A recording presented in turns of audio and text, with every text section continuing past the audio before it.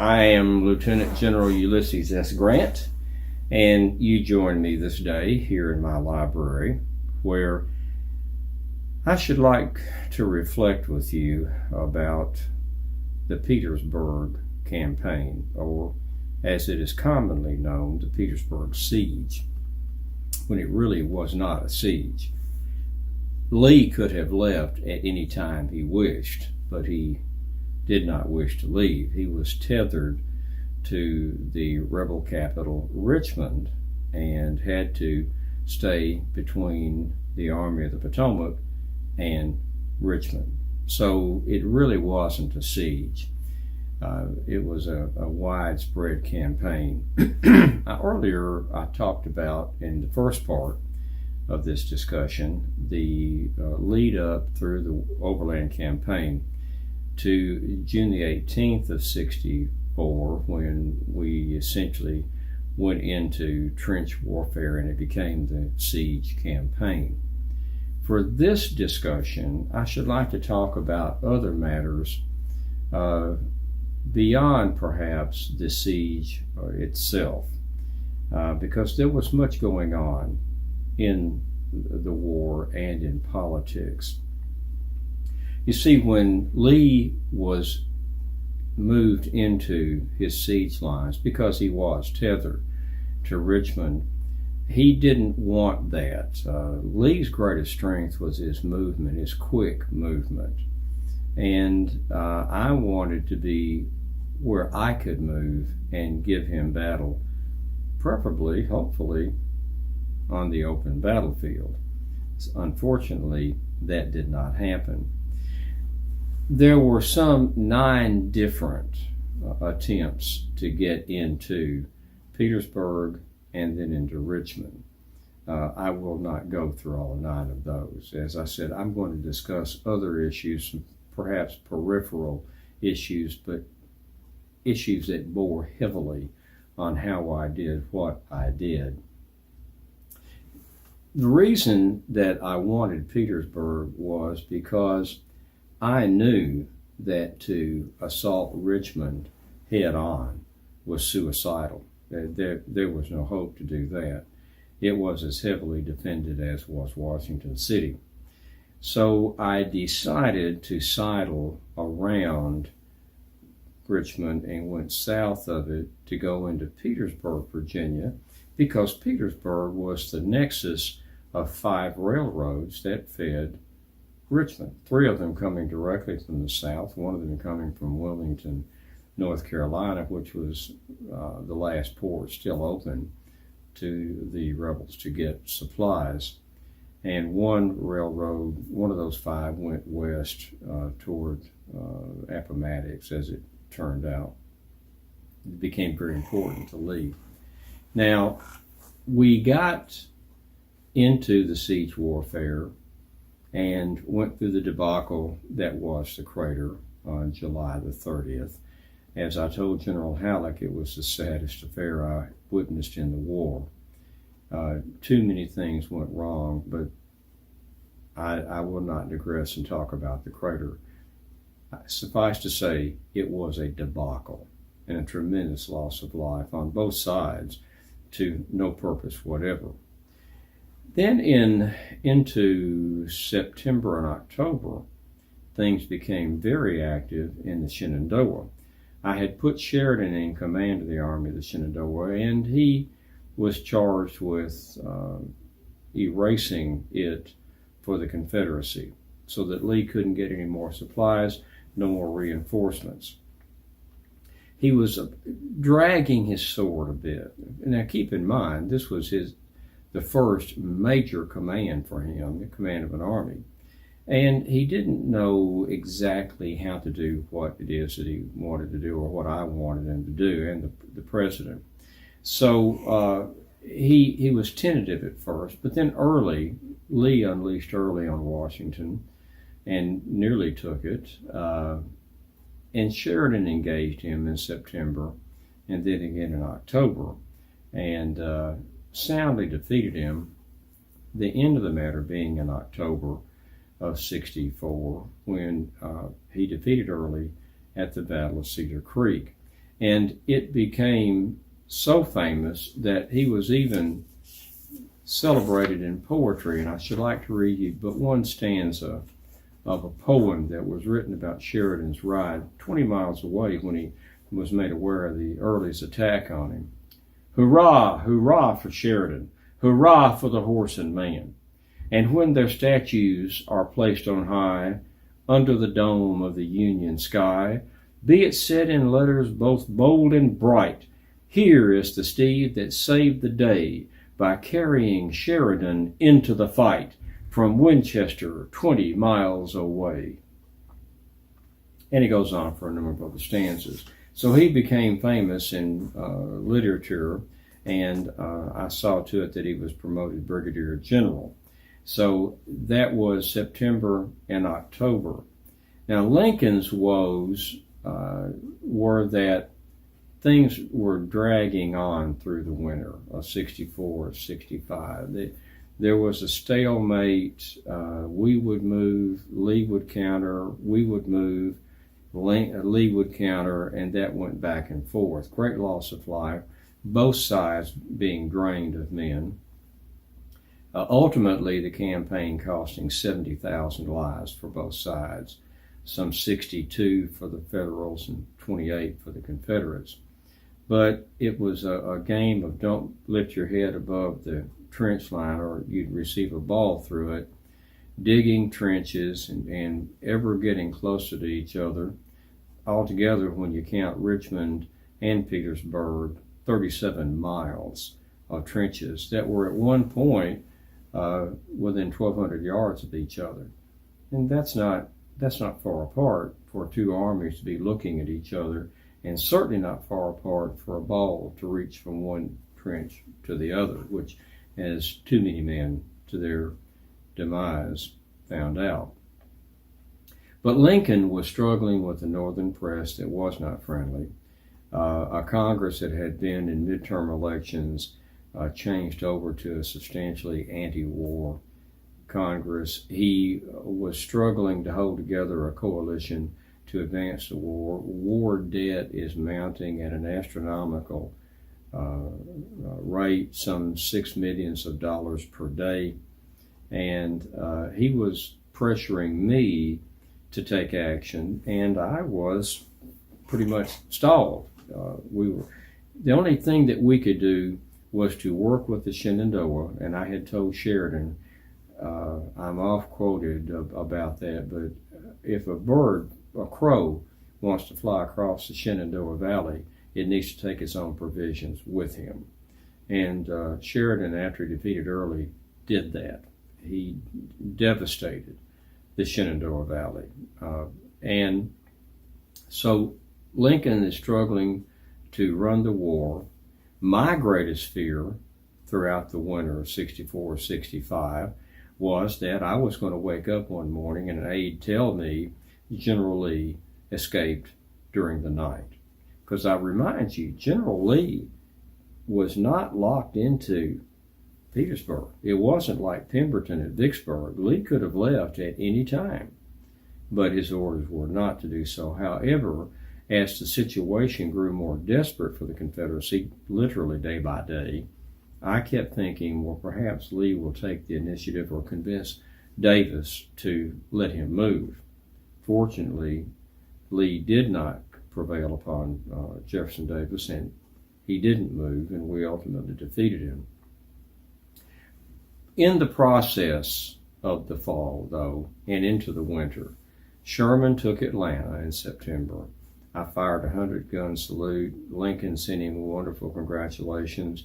A little different matter, but equally as successful in the end, was Thomas defeating Hood in Nashville. And I very nearly relieved Thomas of command. In fact, I had sent Black Jack Logan to relieve Thomas of command, but the weather had broken and Thomas moved and soundly, convincingly defeated Hood. So that army was essentially done away with, and the Western Theater, for all intents and purposes, was conquered and was ours.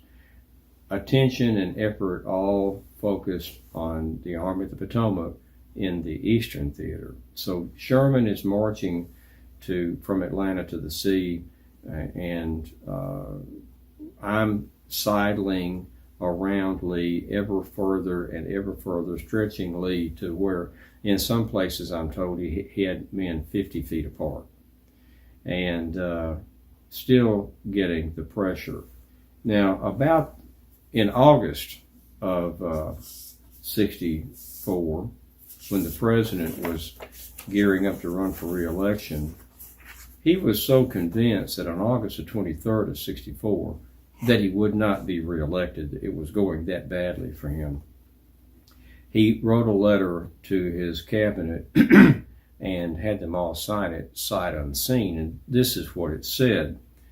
This morning, as for some days past, it seems exceedingly probable that this administration will not be reelected. Then it will be my duty to cooperate with the president-elect as to save the Union between the election and the inauguration, as he will have secured his election on such ground that he cannot possibly save it afterward. So President Lincoln thought things were looking so grim that he had his cabinet sign that commitment, even though they didn't know exactly what they were signing. As we go into the spring of 65, and the weather started to breaking, we started to moving more, and I'm looking for the way that I'm finally going to break Lee and bring him to bay. I'm getting closer to those railroads, and I've choked off all but effectively the South Side Railroad, and that's the one I need to get. Well, in March of 64, I had invited the president to come and visit me at City Point, and I have to give credit to Julia. I didn't want to do that, but she insisted that I invite the president, and to my surprise, the president accepted. And he visited, got there on the 24th with his son and his wife, and Lee tried to break out on the 25th. And he at first was successful, but then we closed the gap, pushed him back. Lee lost 4,000 killed, wounded, and captured, and his defenses began to crumble, and he began to make movements, indeed, to extract himself from Petersburg. But he also had reached out to me at one point during that summer that he proposed a man-for-man exchange of prisoners. And he sent me in part this.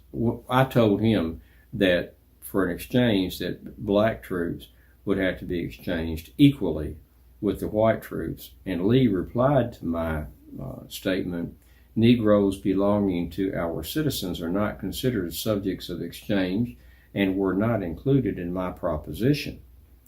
And I replied to that, "This induces me to decline making the exchange you ask." So if you're not going to treat black troops with the equality of the white troops, we're not going to exchange prisoners at all. Lee also reached out to me through Longstreet and through the lines to have a one-on-one meeting where he and I would discuss an amicable means of settling the matter at hand. Of course, I knew what a political hot potato and bomb that was. I gave it to the president. The president sent back instructions to me not to meet with General Lee for any reason except to receive the surrender of the Confederate forces. And we were to get them to lay down their arms and then step back. The president would handle the political matters himself. I clearly understood that and replied to General Lee that we weren't going to meet. And in August of 64, there was some 3 letters that were sent in all this blizzard of communication that I should like to lift up to you. I wrote the letter, or this letter, to my Congressman Elihu Washburn, and I said in August of 64, The rebels are down to their last man. A man lost by them cannot be replaced. They have robbed the cradle and the grave equally to get their present force. Besides what they lose in frequent skirmishes and battles, they are now losing from desertions and other causes at least one regiment a day. With this drain upon them, the end is visible if we will be true to ourselves. I was thinking of the presidential election. I went on to say they hope for a counter-revolution. They hope for the election of the peace candidate, McClellan. In fact, like Micawber, they hope for something to turn up. Micawber was a Dickens character who sat around in poverty waiting for things to get better. Something would turn up. Now, General Lee about this time wrote to Cabinet member Secretary of War Seddon saying, unless some measure can be devised to replace our losses, the consequences may be disastrous. Grant could move his troops to the left or the right without our knowledge until he has reached the point at which he aims, and then we are compelled to hurry our men to meet him, incurring the risk of being too late to check his progress. I cannot see how we are to escape the natural military consequences of the enemy's numerical superiority. Robert E. Lee. And I wrote a letter to Admiral, I should say, Dan Ammon, who was a childhood chum of mine. We grew up together in Georgetown, Ohio. And I was criticizing the Northern press and the peace advocates who said, settle at any price, just bring the war to an end. And if that happened, nothing would change. Slavery would still be intact, and we all knew it had to end. That we couldn't all say, well, let's just stop fighting and be friends. I wrote to him, it would be but the beginning of the war. If we were to sue and settle for peace, it would be but the beginning of the war. The demands of the South would know no limits. They would demand indemnity for expenses incurred in carrying on the war. They would demand return of all their slaves, and they would keep on demanding until it would be better dead than to submit any longer. So I was frustrated and concerned that the peace at any price faction was going to win the election, and we would have lost all that we were and had been fighting for. Fortunately, that did not occur. But as the winter broke and we were able to start moving, I sent Sheridan on the move, and Lee had, as I said, attacked me on the 25th and trying to break out. That was defeated. Sheridan, I went to Dinwiddie Courthouse to try to get to Lee. I had to wait for 2 or 3 days because of heavy rain, but on April the 1st, he hit Lee at Five Forks, which was a devastating loss. It was the most one-sided loss in the war when Sheridan defeated Lee at Five Forks on April the 1st. And on April the 2nd, Lee evacuated Petersburg and then Richmond, and they both fell. And once they fell and Lee was evacuated and heading west, the chase was on for us to ultimately meet at Appomattox just 7 days later. So the siege, or campaign as I prefer to think of it, of Petersburg was a massive operation that covered altogether it was 292 days long, some 576 square miles of territory, 576 square miles. There were 37 miles of trenches, as I said, including Richmond and Petersburg, 37 miles of trenches. There were 9 distinct efforts made, and in almost all of them, I attacked simultaneously both north and south of the James River. because I could. I had the troops, and I was trying to envelop Lee and box him in. Hopefully, any one of those attacks was going to be successful, and they weren't until the end. We finally got the South Side Railroad, choked off the last railroad that brought Lee a lifeline, and that's when he evacuated. And altogether, on both sides, there were some 70,000 casualties in that 292 days. Once the siege campaign was over, Lee was going across Virginia, and we caught up with him in Appomattox. The war, for all intents and purposes, was over. There were some 5 surrenders after that. But essentially on April the 2nd of 65, the siege or campaign of Petersburg was over. I have said quite enough at this time, and it's time for me to be about my business. I hope you see fit to join me again, and we'll discuss other people, places, or events in the war, and I hope enjoy doing such. But for now, I'm Lieutenant General Ulysses S. Grant in my library, bidding you a fond adieu.